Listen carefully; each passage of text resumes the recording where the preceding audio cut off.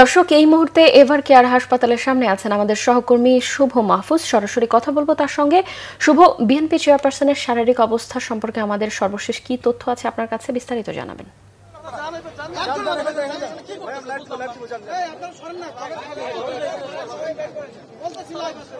কনক, বেগম খালেদা জিয়ার শারীরিক অবস্থার সর্বশেষ একটা তথ্য পেয়েছি আমরা। কিছুক্ষণ আগেই এখানে জামাতে ইসলামের আমির ডাক্তার শফিকুর রহমান ওনাকে দেখে এসেছেন এবং উনি দেখে এসে আমাদের অনুরোধে, গণমাধ্যম কর্মীদের অনুরোধে তিনি আমাদের সাথে কথা বলেছেন। তার শারীরিক অবস্থা সম্পর্কে উনি আমাদেরকে জানিয়েছেন।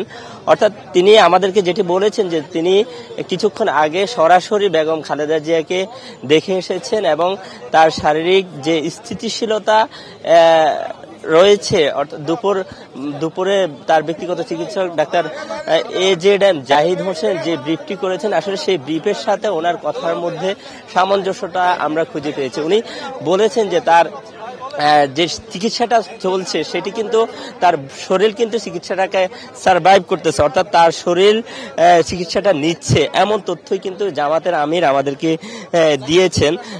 তিনি যেটি জানিয়েছেন যে আসলে বিএনপির পক্ষ থেকে হাসপাতালে এসে কাউকে ভিড় জমাতে নিষেধ করেছেন। তো উনি জানিয়েছেন যে আসলে ওনার মন মানে না, যার কারণে উনি শেষ পর্যন্ত এখানে এসেছেন। এসে বেগম খালেদা জিয়াকে নিজে গিয়ে তিনি সিসিওতে দেখে এসেছেন এবং সর্বশেষ যে আমাদের মধ্যে যে একটা শারীরিক অবস্থার যে একটা ক্ষুধা ছিল সংবাদকর্মীদের মাঝে, সেটার কিছু তথ্য আমরা জামাতের আমিরের মাধ্যমে পেয়েছি। তিনি জানিয়েছেন যে তার শরীর ট্রিটমেন্ট নিচ্ছে এবং স্থিতিশীলতা রয়েছে। আরেকটি বিষয় জানিয়ে রাখি, রাত 8:52 এখানে সেনাপ্রধান এসেছেন, তারপরে বিমান বাহিনী প্রধান এবং নৌবাহিনী প্রধান এসেছেন।